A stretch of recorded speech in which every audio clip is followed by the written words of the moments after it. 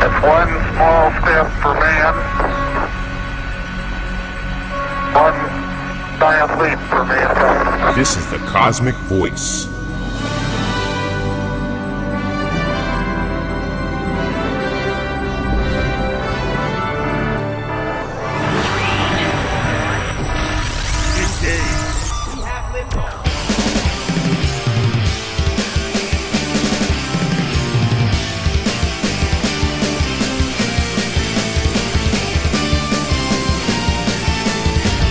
Cosmick Voice. Music, talk, and nothing but business with your hosts, Chris Natalini and Mick Michaels.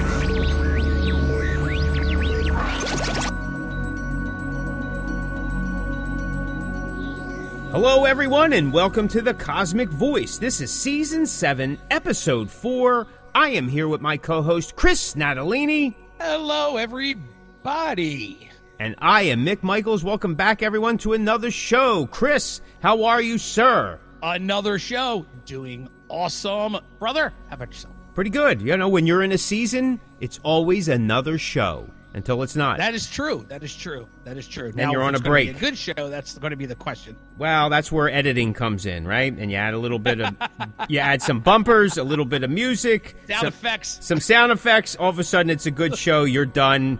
Release. Yeah, that's part of the excitement, isn't it? Well, listen, and I've said it before, if it wasn't for the editing, this show probably would not do much more than it does now, but editing, it's all in the edit. It's all in the edit. It is all in the edit, that's right. So I'm very happy about that. That is true. It is involved. Yeah, that is true. To do the edits and stuff like that, but I think it's a better product. And people don't want to hear all the You know, we don't really do that a lot, though. Sometimes, I know, at least I can't speak for you, but for me, sometimes my brain just stops working. Like, I'll be in the middle of something and go, just completely lose track of what I was saying, or you forget what we're talking about at that moment. But we don't really do a lot of uhs and ums, and at least I never noticed if we do. I don't think we do. I never noticed. Maybe I didn't notice because you edit them out. Well, I do edit the ones that we do, but I try myself as well because it helps with the editing. But it's also a way for me to learn to speak better as I try to control. And I know, like, you're filling in that space is commonplace. Like, they'll do the and that's normal. Yeah, but, here in the States, it's always perceived as, like you said, you either lost your place, don't know what you're talking about, or you're just a downright idiot. And it may be all three of those things, depending on who you're talking to. That's so true. So what have you been up to? Anything exciting going on in your neck of the woods? You know, man, probably by the time this airs, let's see, I don't know, maybe I don't want to give it away because I'm not sure when this will air. Let's just in case something happens, that there is, at the time of recording this, that there is stuff coming. Everything is done and completed, and we're just waiting to make a release date and go, bang, here it is. Everything's coming out at once. And so everything's being made. We got some production done, and we got some product in our hands. And that's it, man. We're just waiting for the day. Just waiting for the day to go, here it is. Now, it may be out before you're hearing this, so if it's out, well, that's what's going on. But other than that, man, nothing at all. You know, same old. It's hard in this industry in 2024 going into 2025. We have a few shows coming up. I mean, that's about it. We're not playing a lot, but the shows we have are pretty cool. You know, it's quality shows, not quantity, quality. That's what we're selling today, or that's how we're selling it to ourselves. Yeah, man. I don't know if it's right. I don't know if it's wrong. I just know that it feels like that's what we should be doing at this time. That's what we're doing. So we're just choosing quality over quantity, which honestly we should be doing anyway. But sometimes you go, let's just do it to do it, or let's just do it for fun, or whatever it is. And we're just trying to be with some new product coming out with a new band that I'm currently in. We're just trying to be a little more selective in how we are doing our business. And if you listen to this podcast, if you're familiar with our podcast, a lot of stuff we talk about is stuff we've learned, whether we've succeeded or failed. So, you bring up a good point with quality over quantity.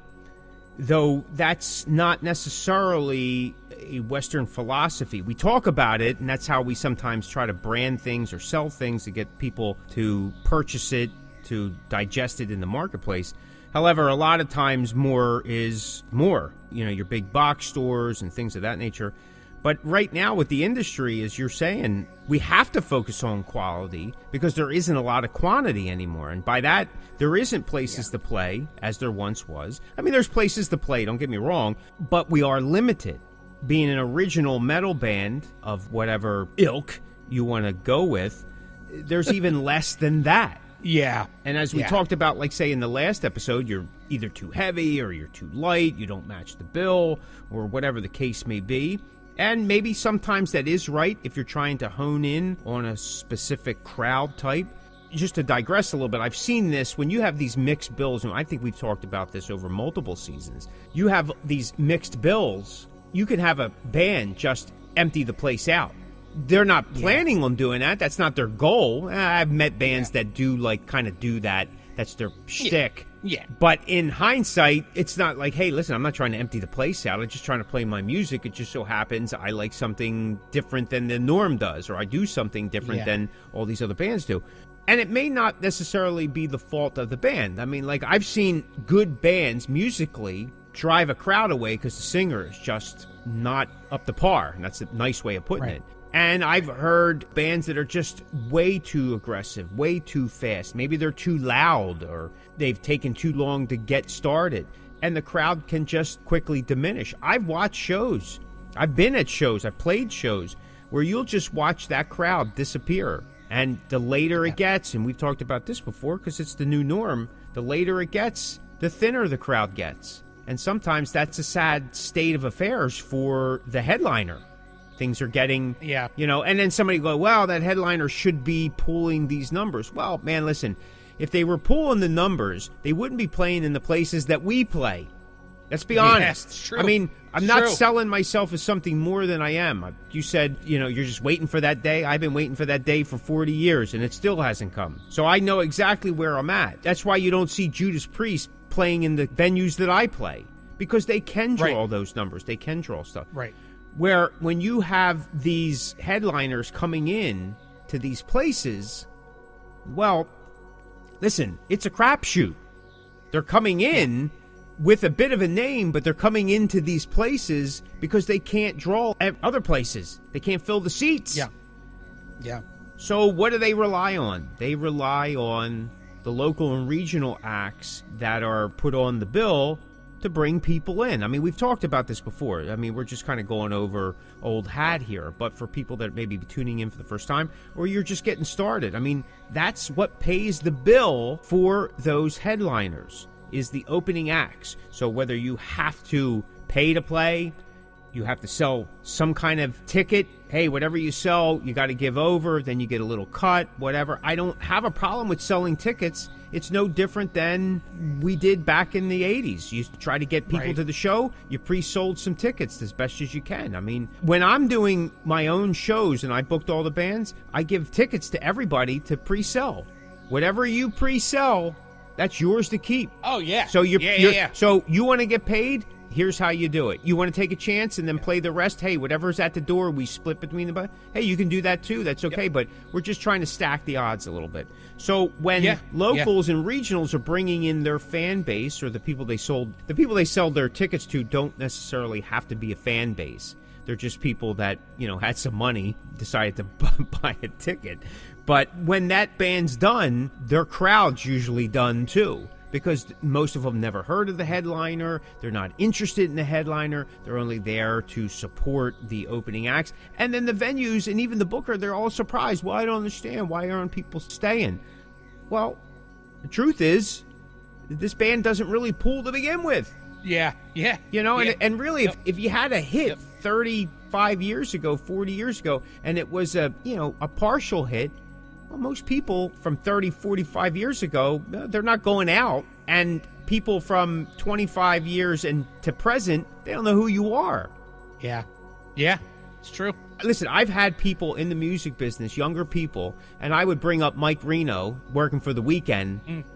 And they're like, Yeah. and I'm dead stare. Wait, who are you talking about? What? Mike Green? Who's Mike Reno? I go, Loverboy. Everybody's working for the weekend. Like they play it at 5 o'clock every Friday. Thousands of radio stations. Nah, no idea. Because there's no connection. They don't care. So I'm not sure that goes back to anything that we actually were talking about. But focusing now for us, for guys that have been around for a long time, and our days are getting shorter in this business. Think about it.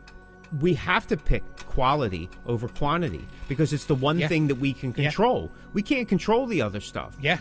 Were we ever able to control it? Probably not. But because there was a bigger plate to choose off of, or there was more on that plate, it seemed to kind of balance out, or you could kind of like, it's okay, I'll just pick this one up instead. But now you don't have that. There isn't that. So now the quality of what we're doing, which should have been important all the time, and I'm not saying it wasn't, I'm just saying now it's a heavier focus because as you lose one thing, something else has to take precedence. It's funny because that also goes back to, I was talking to my guitar player about this a couple days ago, at the time of recording this. You know, we are about to do a show where it's 3 bands and it's free to get in. And him and I were talking about another show that's happening somewhere else, you know, a decent lineup in our local area anyway. And his concern was, you know, do you think it'll affect our show? And I'm like, I don't think so, because that show has 7 bands or 6 bands and it's a $10 charge at the door. For $10, you know, on a Saturday night when there's another free show, that's quantity. Yeah. It may not work. Right. It may not work. Well, listen, we've talked about it before. In this whole business, everything is a bit of rolling the dice, right? Especially at our level. I use that term over and over again, but that's to make sure that people understand that we know our place, but that doesn't mean we're not achieving better results or that we continue to strive for better results, right? We may have good results here, but next time we want to do better and so forth. And regardless of what level you were on, right? If you're on the bottom, in the middle, at the top, you want to get better at what you're doing so that it is a success. And I was just talking to somebody today. They were giving me a rap about, it's a shame you see all these bands that make it, they get big time, and then they have these breakdowns and the band falls apart internally, and you know they have this problem, substance abuse and anger issues, depression. He goes, it's a kind of a shame that people fall into that. And I says, a lot of people aren't prepared for the fame or the fortune or the attention or the level of work that's involved. And then there's people that just throw caution to the wind and say, hey, I'm having a good time, and they get caught up in something that they're not completely prepared for. What I was saying is to the person is like, in an essence, and we've talked about this on the show. I mean, this was season 1, right? Success is kind of what you kind of make it. You know, success is determined by the individual. And to me, success is the freedom to live the way your heart deems appropriate. I'm just kind of actually reading off some comments that I had jotted down from that conversation because it struck me. It's like, hey, this would be something to bring up. You know, many of these rock stars, they haven't achieved that type of perspective yet, because it's thrown at them, it's thrusted at them. And I get it. And some of these guys are younger, and then they live these lives where maybe they're being handed all these things too, and then maybe it's not the same, and then they hit the wall. And mentally, there's a breakdown. I mean, I'm still not sure what happened with Jane's addiction and all that kind of stuff, but, you know, it's not uncommon. I mean, there you've seen the breakdown or the apex of it. You've seen it public, where we didn't see the breakdown per se with Guns N' Roses in the 90s. We seen some stuff prior to, and a lot of that was the drinking and the drugs and the excess, because they literally, like, it was, you know, they skyrocketed in the later part of the 80s. So I think that's probably another reason why you'll see a lot of, and we talked about this last year with the Big Fish in Little Pond episode. Another perspective of that is okay, well, I can manage success with Big Fish, Little Pond model. I can maintain a balance in my life with Big Fish, Little Pond. I don't have to tax myself. And like you were saying, don't have to do everything. You can kind of be a little bit more choosy in the things. And that goes back down to quality over quantity. So success is measured by those things that you can keep in check. Hey, I could do this and have fun, maintain a family, maybe keep a full-time job or a part-time job, whatever, to keep things ends meet, and still enjoy this local, regional rock star type of status, even if it's only for 30 to 45 minutes a couple times a month. And then I go back to my regular show. So maybe that's some perspective that some of us could take, that as things do progressively get better and better and better, which is the hope for all of us, and success in the big leagues comes around, we're able to handle it better. I don't know. Age sometimes helps you do that, but then also taking things in small dosage, but that's how you get addicted to drugs too, don't you? So I don't know. Maybe I don't know what I'm talking about.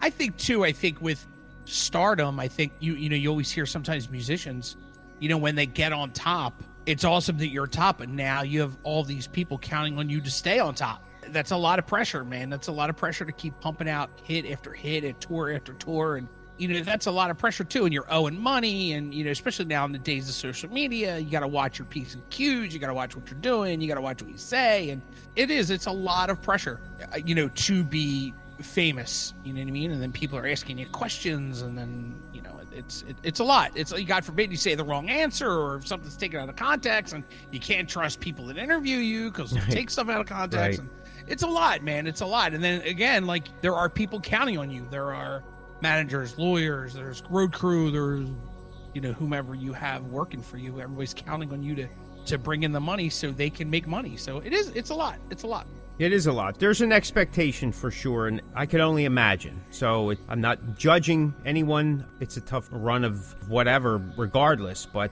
hopefully we're learning stuff along the way. It's Russ the Boss. Take it down. Johnny D from Brittany Fox. This is Stephen Pearson from Rat, the Rat Bastard. You're listening to the Cosmick Voice.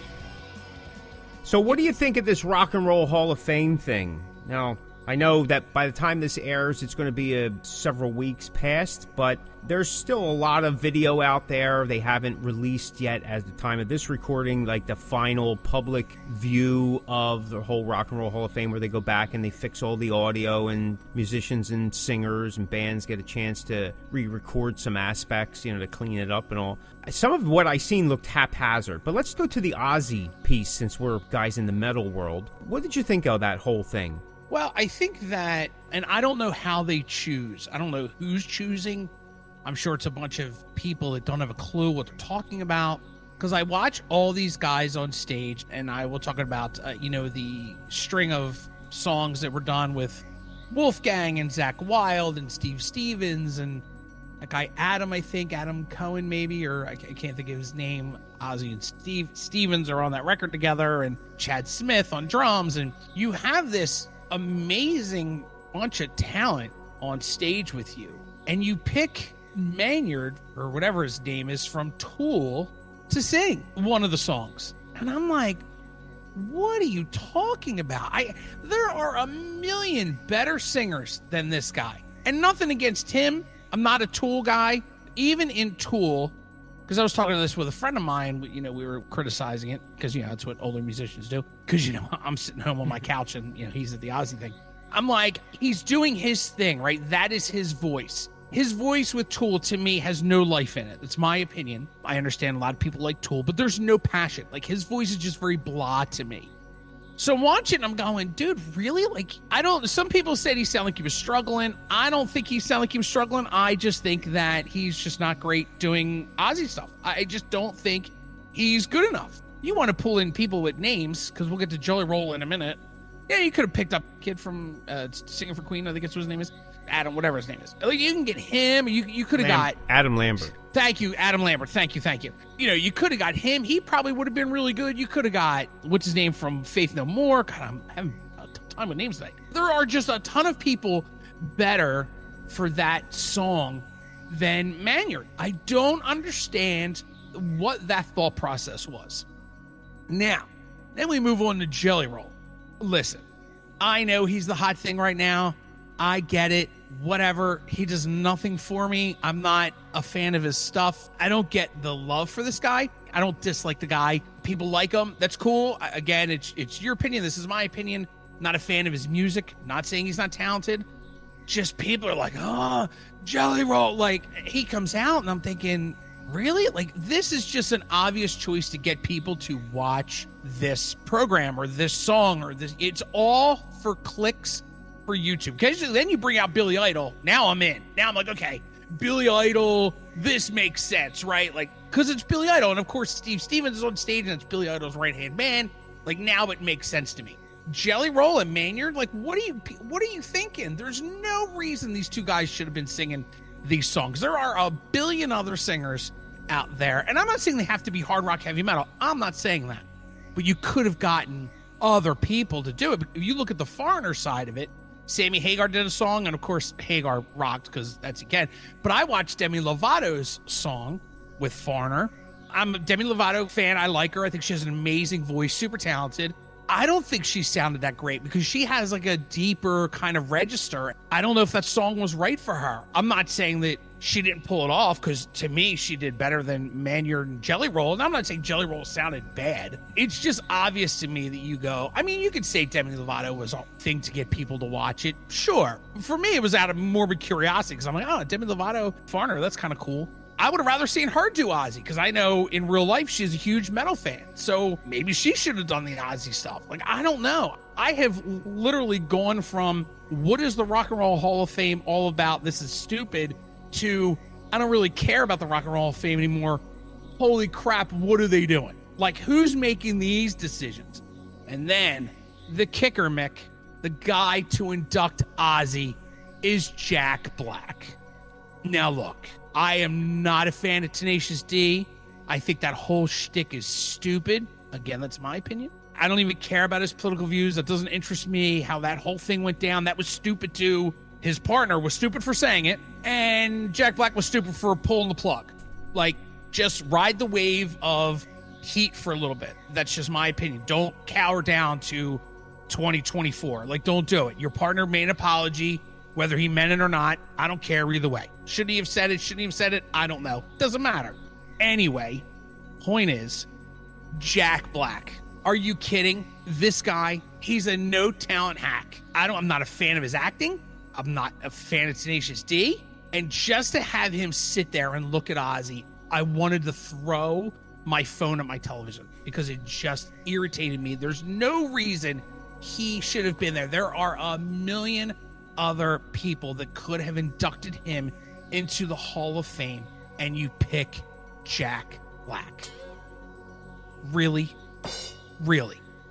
Not his kids, not his wife, not Rob Halford, not Dickinson, not... You could have got Paul McCartney, right? Because he was a huge Beatles guy. Like, there are a million... You could have got Howard Stern. Like, I don't care who it was, just Jack Black. That just says to me the Rock and Roll Hall of Fame has no finger on the pulse whatsoever because all they care about is, well, I don't know. Maybe I'm wrong. Maybe they do have a finger on the pulse because they got Jack Black and Jelly Roll and you and I are talking about it. So I don't know. To me, I go, that's the dumbest thing I've ever heard. You can't get someone else to do this. There are a million other musicians that are, I mean, you know, Jack Black isn't, I don't want to say Jack Black isn't a musician because that's unfair for me to say, but just because I don't like Tenacious D, I just think it's stupid. Really, really stupid. You had a million people at that Rock and Roll Hall of Fame. You couldn't pick somebody to put him in the Hall of Fame? One person. All those people there, you couldn't pick one person. Doesn't make sense. I agree. You know, I watched several of the performances, you know, on YouTube that were shot before any editing was done. And one of the things that I noticed is a lot of the singers were just out of key. They weren't harmonizing right. Cher was a little off. And so I immediately thought that, well, maybe there was something wrong with the sound because Jelly Roll was seriously out of key. A lot. The verses were okay. The chorus area, just terrible. Terrible. The other guy from Tool, I didn't think he did a bad job. There just wasn't much to it, and he was a little he was a little pitchy too. I mean, you had musicianship with backing band. I mean, you had some top-rated guys there, and that sounded fantastic. But all that aside, let's just say that it was a bad sound night. None of these guys could hear themselves. Okay. But like you said, there could have been a bunch of different people. I mean, I know Jelly Roll's been showing up. You know, he showed up in the Tulsa King, which just made me feel like the show had already jumped the shark at the beginning of the second, They should have, you wanted somebody that was different, right, with a country feel. Carrie Underwood. She did a cover of the song. It was amazing. Oh my God, that's right. I didn't even think of her. You know what I mean? Absolutely. What's funny is I wasn't a fan of Jack Black. Then I kind of became a fan of him after School of Rock. But it's old. It's the same routine. And I was never a fan of Tenacious D. Listen, he's got a great voice. It's kind of a caricature. I get it. They play real well. Never really got into the music at all. Just don't get it. It's like an operatic, dramatic, over-the-top, tongue-in-cheek, satire version of metal. You know what? I'd rather go with Steel Panther. How about that? And I'm not a huge fan of them either, but I'll go with them. Like I said before, I seen them open up for Judas Priest a number of years ago, pre-COVID, and I was totally blown away. These guys are quality musicians. They know what they're doing. Yeah. They're just playing it to the shtick. Totally get it. Yeah. Listen, I don't like them, but I have nothing against their musicianship. Obviously, they're good at what they do. Yeah. Same thing with Tenacious D. Yeah. Not a fan, but that doesn't take away from their talent, for sure. No, not at all. Like, to me, okay, you're force-feeding us stuff that we don't want to hear. If they have their finger on the pulse, but it's not the pulse of the people that are Ozzy fans, like, we don't want to hear Jelly Roll. Right. Or you better bring on Jelly Roll, and he's got to do something that's going to blow our socks off, because we've just spent the past 40-some years with Ozzy on the brain. Yeah. Now you just kind of killed some of that, in my opinion. Yeah.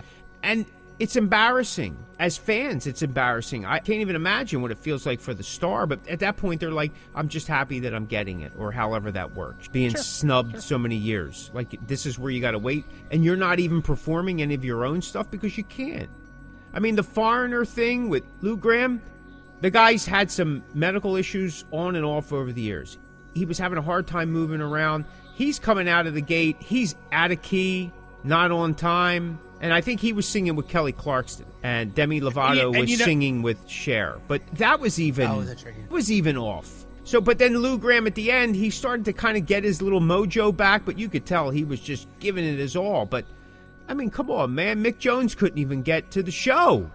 It took so long to have this band inducted. You know, and I'm sorry, Mick, I don't mean to interrupt you, but I just saw Lou Gramm over the summer with Bret Michaels, and Lou Gramm was phenomenal. His vocals were unbelievable. You ever listen to his isolated tracks from early Foreigner? It's amazing. It really is. Amazing. So, listen, has he got a bad night? Is he old? Is he doing his thing? Yeah, I don't even have a problem with it. What I felt horrible about, listen, I don't know Lou Gramm at all. He doesn't pay me anything. But I felt bad. It's like, this guy, he wasn't even allowed to sing his own song. Yeah. Okay? Yeah. It should be the other way around. He sings the song, and somebody else backs him up. I know Ozzy, he's done touring, he can't stand up, probably because of that he can't sing, whatever, I get it. But like you said, I think that the metal community would have been able to celebrate this more if they brought on someone from the metal community. I mean, Halford fronted Black Sabbath, short period. Yeah. He would have been an honoree, inductee, would have been great to bring him in. Yeah. Jack Black? I don't know. I mean, is he a metal guy? Sure, he's a metal guy. He's a metal fan, but he's not a metal guy. He's not Halford. I'm sorry to say. It just doesn't work like that for me. And, you're right. When I said Rob Halford, I wasn't even thinking about being formally part of the Rock and Roll Hall of Fame. I guess last year or the year before. So he's fairly new. So it would make, and he obviously is well known for loving Ozzy and and Black Sabbath, one of his idols. It would make perfect sense for him to do it. He's already been there, so people are obviously going to be familiar with him. If you're a fan of Ozzy, you know who Rob Halford is. But, I don't understand it. I don't understand it. I think what you're trying to say, it was sanitized, right? Oh, Jack Black 100%. is somebody who's safe. He's going to follow the whatever. Like you said, he literally threw his own partner under the bus after all these years and cancels all these shows and stuff. And that just wasn't the way to do it. That wasn't the way to do it. No. I don't want to spend a ton of time on this, but what I think it's doing is we're being force-fed as an audience, as fans, that you have to listen to this other stuff, when in reality, none of it's really good. It's just where the money's being put. Nope. Because there's Jelly Roll, from what I read, he's a really super nice guy. Okay. Well, Yeah, but he did his time. He did all this, whatever. I don't know. Again, not here to judge. But someone put the money into that story. And now that story has to pay off, right? Because everybody has to have a story now. Instead of, hey, how about the story is Ozzy's been around forever. And I don't know if Jack Black wrote his speech or somebody wrote it for him. But like he said, who had one of the greatest second acts in music history. Well, Ozzy was one of them. Tina Turner was somebody else. When they were both counted out, they just hey, they weren't going to, this isn't going to happen. I think that, man, you could have had, I don't know, man, you could have had anybody. You could have Alice Cooper, bring him in. Yeah. You could have had Dee Snider, bring him in. And they've all become sanitized. I mean, man, Alice Cooper did Jesus Christ Superstar about 4 years ago. Yeah. How sanitized is that? It just doesn't make sense to me. Because the big joke is, he's, Prince of Darkness and all that kind of stuff. And I'm sure you're having Bible people go nuts. But at the same time, it's all shtick. You got Gene Simmons. You've already brought up how the performances were edited for YouTube. So if you got somebody like Dee Snider, let's say, and he threw out a couple F words, okay, so you either edit his speech or you censor it. But so because, did it's on YouTube. I get it. So did Jack Black. If you watched the actual, right, there were several of them. I'm kind of bummed out because it could have been done a lot better. But listen, the truth of the matter is, unlike, say, the Oscars, where there's this group of people that have rules and regulations to follow, there isn't with this. I think it's a clique. It's probably a couch club. If you're in on the group, you're in. If they don't like you, because, look, Kiss said it. Rolling Stone was never a fan of Kiss. And it took that long to a point where they couldn't overlook it anymore. And then what happens? Like, guys like Eric Carr, there from 79, he couldn't get inducted. Doesn't even make sense. But you've had other bands that are popular bands, guys that were in far less time, they were thrown in and inducted as well. Yeah. So it's kind of weird like that. Look at Kelly Hansen and Jeff Pilson. Jeff Pilson's been playing with Foreigner for at least 15 years. Kelly Hansen, it's been longer than that. And I understand that they hadn't had any more releases, so to speak, I guess. I don't know, or hits, whatever. But if you're 20 years into a band, don't you think you're part of that band, part of that band's legacy? Yeah, totally agree, bro. I totally agree. So I don't understand. Totally it seems like for some it is and for some it isn't. And it's all who you're part of and whatnot. Yeah. And then with Lou Gramm, I know he hasn't been in the band for a very long time, but who else? They couldn't get anybody else. At least Lou could walk to the show. He could get up on stage. So, all right, Lou, you made it, but guess what? Yeah. And that could have been something that Mick Jones put together. Say, look, we can let him on stage because we need somebody to personify the original lineup or that era. Yeah. But he has to be cut down to just a couple back. Literally, it was like the same line 15 times. That was it. Yeah. I just find it to be embarrassing. And as fans, we're being force-fed stuff that we're not interested in. And it's a shame. Yep. Yeah, 100%, man. It's such a sham. It's just a sham, and it's a shame. It is a shame. You are listening to the Cosmick Voice with your hosts, Chris Natalini and Mick Michaels. And on that note, what we're going to do is in the remaining time, we're going to get to the topic of tonight's show. And Yes. Finally, talking all this and that. Is merch still important? Is the cost too high? Is merch still important, and is the cost for it too high? Chris, what do you think, buddy? Well, do I think merch is still important? By God almighty, yes, I do. I think that, especially in the field that you and I are in, can't speak for other genres of music. Your indie coffee house acoustic people, your hip hop, I don't know. But I do know in the genre that you and I are in, merch is very important, and it's still important. Back in our day when we were younger, a lot of bands just had shirts and keychains. Now bands have koozies and buttons and hats and beanies and hoodies and all kinds of stuff. Signed pictures, signed drum heads, any way for the band or artist to make more money, even in our genre. So for me, I think it's very important. I know in both my bands, we spend countless hours and hours talking about merchandise, what sells, what wouldn't sell, what we should do. Obviously shirts and hoodies are, and beanies are usually three of the biggest things for the kind of music that I do. Is it expensive? Well, I think everything's expensive now, right? Like, it doesn't really matter. Everything's expensive, but I can tell you that in my experience, especially now with this newer project that I have, like I'd said earlier in the show, we have stuff coming out. If it's out by now, the time you're hearing this, I don't know. But we went to one person to do our shirts only to get a quote. And they gave us such a deal that it was hard to walk away from. Why they gave us that deal, I'm not really sure. Well, one of the things was the company that we got our shirts from doesn't really do a lot of metal bands, especially where he's located. So he was very excited to be doing metal bands, a heavy metal shirt. He doesn't do many. So he was super excited about doing ours, which is very cool. So he was really willing to give us a little bit of a deal. There are a lot of questions now, and I'm sure and we're kind of getting into the woods here, but which I don't want to spend too much time on. But, now there's shirts just aren't decals anymore. Right now it's DTF, right? Direct to fabric. A lot of places are doing that now. And a lot of places are doing print to order, so it's not, so they don't have a ton laying around.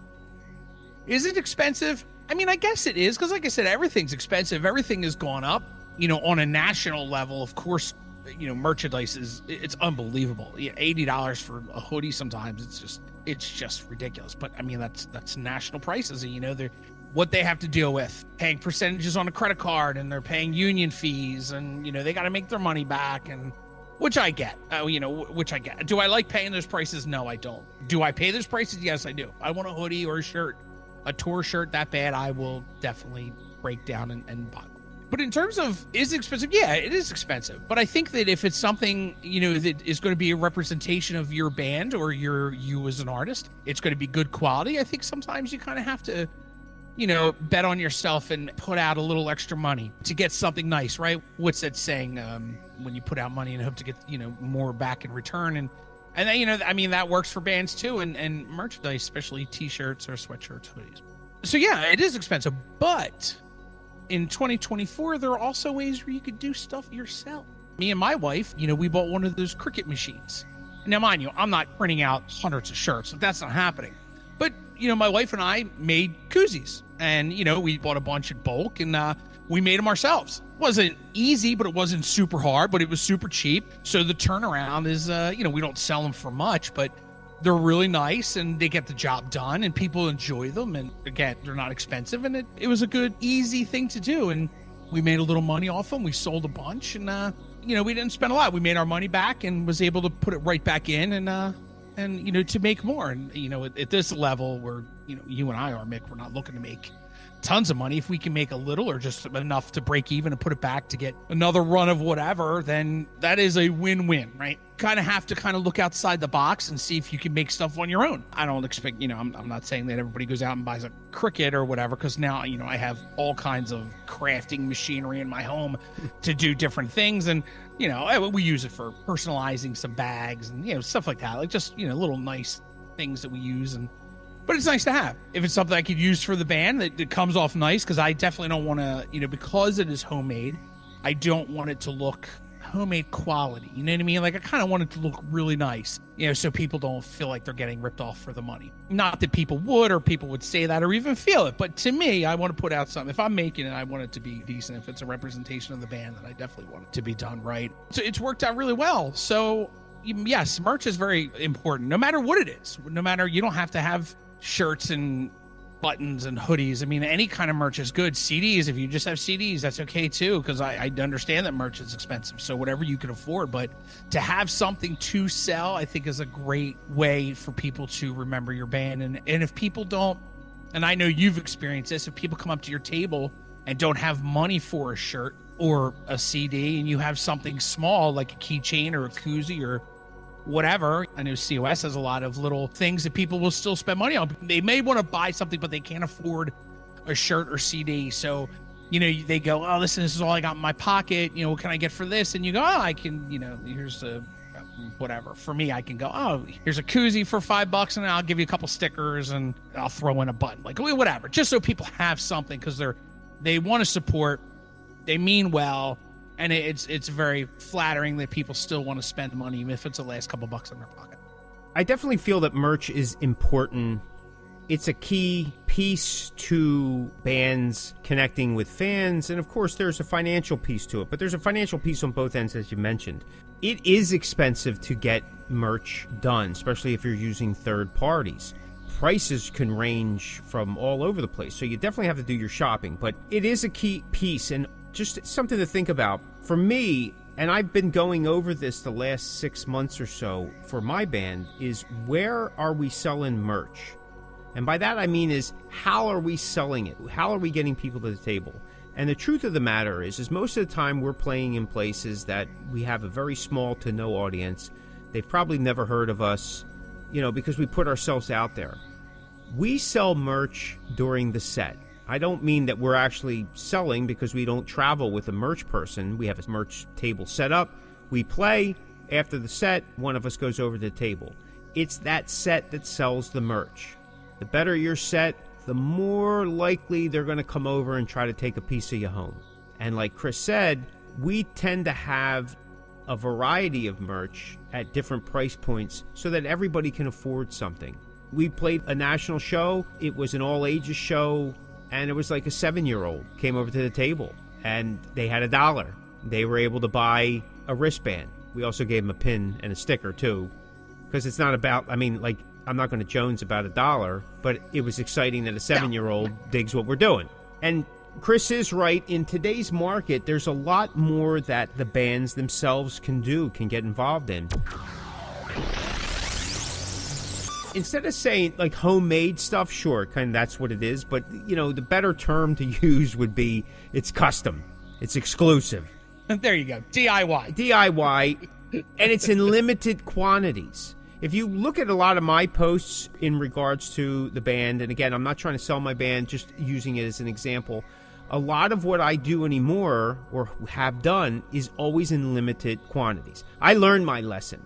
It took me many years to learn it, because I got a basement filled with boxes and boxes of CDs that will never, ever see the light of day. And I remember buying T-shirts and stuff, and it's like, and then it takes you forever. Sooner or later, a T-shirt's going to sell. You're going to lower that price multiple times. But my point is if you have some limitation to it in terms of quantity, you'll never be out too much money. You'll make some money back to put it back to work for you so you can get more, so you can keep restocking. The other thing that I've learned, too, is if you're doing these limited quantities and you're doing custom stuff, it's your responsibility to keep the cost down. One, for you, and two, so you can pass that savings along to your fan base or whoever decides to come purchase something, because they may not be a fan, but they may purchase something anyway. You just don't know. You can't just say, well, they're fans. Well, that term's been used too loosely. These are listeners, they're audience members, they're just regular people, and sometimes people buy things for whatever reason, impulsive. So having some variety and making it affordable is, I think, for bands at our level, there's that term again, but, indie in the trench band is key. Because I see too many bands, they're out there, they pick from column A, column B, column C, column D, they buy the whole catalog, and their prices are trying to match what the majors are doing. Taylor Swift selling a t-shirt for $65. Judas Priest selling a t-shirt for $55. I'm not buying that. Right. Right. You know what I mean? I'm not buying it. The first thing I'll do is I'll wear it and I'll get spaghetti sauce all over it, and then I'm angry. There it goes. So a lot of the times, they're not negotiating certain prices. Sure they are, but they're just going to pass along the cost then to the end user. Well, I need to negotiate my price from the beginning because I'm paying for it. And then I can pass that along. If I don't want to buy a $55 t-shirt, I can't expect other people to do that. Now, I know some people say, well, you got to go big or go home. Okay, well, that's okay.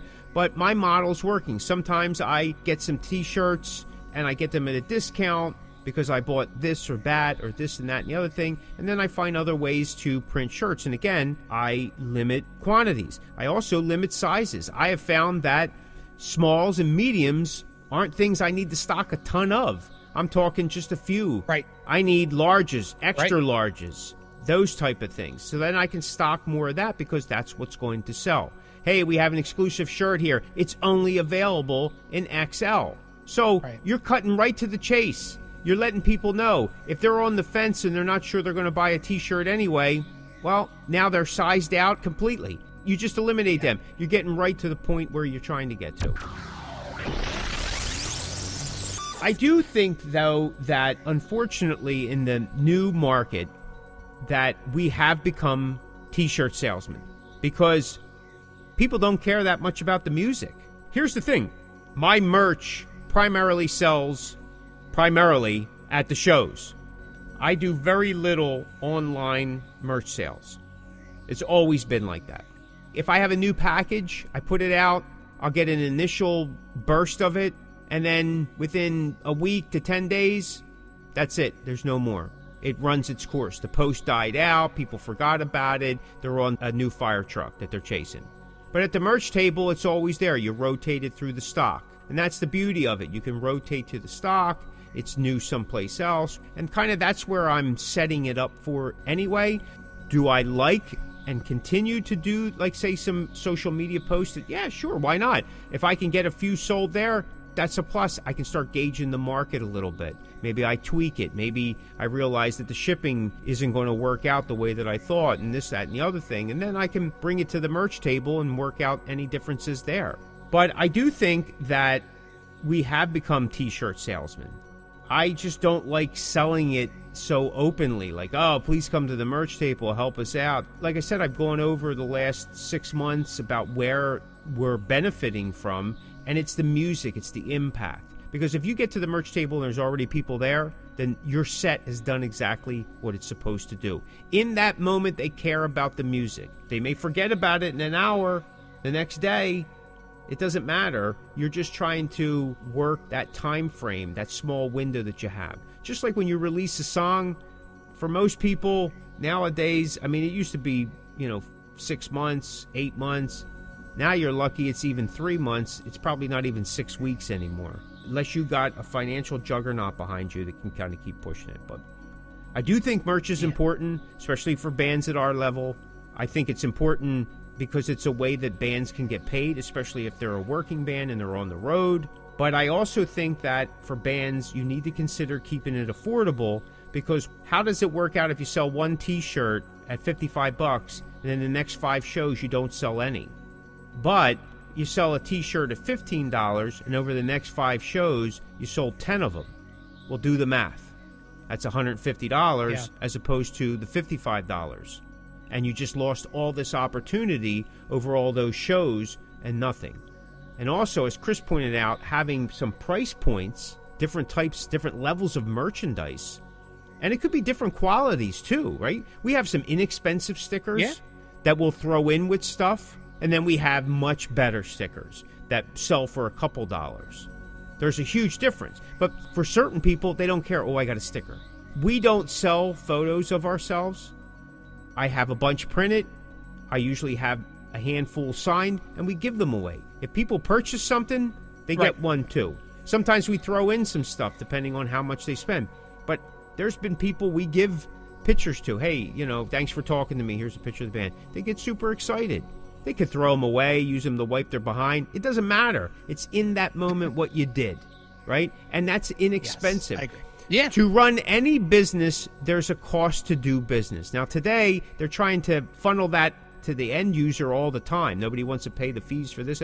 I still believe in the old way. There's a certain amount you have to write that off. And maybe giving away Xerox photographs, well, that's the way to do it. It's only on paper, you're signing it, but it means something to somebody. Do you know how many set lists printed on regular printer paper I have that I got an artist to sign? Yep. The paper ain't worth nothing, but it says their set, their name. I do it all the time. To me, I put them in a nice little folder. Some I have framed, some, whatever, but it's an amazing thing. So, again, I go back. Is it worth something doing? Yes. But you need to make it worthwhile to you, to your brand, to your bottom line, and then, of course, to the fan. Just real quick, because I knew this was going to be a topic of the show. A couple weeks ago, I seen a post, and I'll give credit to it. It was the Metal Command show. I do see their posts every so often. Person's talking about meets and greets and reissues and special kinds of merchandise of all kind that people complain that they're cash grabs by the bands. This person says that they're fine with all of them existing. People complain about it all the time, but what they don't realize is nobody's forcing them to buy. And usually the people that complain about it are the ones that are buying it. Now, we're talking about bands on the top tier level, okay? It's called the music business. It's not the music giveaway. Think about it. It is business. Right. And it's called business for a reason. People need to make money to keep their business going and growing. It's no different than you going to your favorite bar, to you going to your favorite clothing store, or you going to your favorite restaurant, or buying your favorite things from your favorite seller on Amazon or where else. They need to make money. They want to make money. There's nothing wrong with it. Hence, that's why you go to your job, to give you the things in life that you want. How that balances out, that's a whole nother thing. That's for another show and another podcast. So, you're right. And he goes on, I never understood why music fans whine and cry all the time about this stuff. If you don't like it, nobody forces you to buy it. They don't force you to buy any of it. It's like all the people that complained about Kiss, but that's the way it goes. What do you think, Bud? You got anything else you want to say? I think the only thing I want to add is buying merchandise is one way to support a band. It's how it is. I mean, no matter what it is, buying merchandise from a band with the band's name on it, with or without their music, is a way to support those bands that you enjoy. Totally agree. Totally agree. If you like that episode, check out some of our other episodes at www.thecosmickvoice.com. Step into the Cosmic Verse and fill that void. Thanks so much for listening. This is the Cosmic Voice.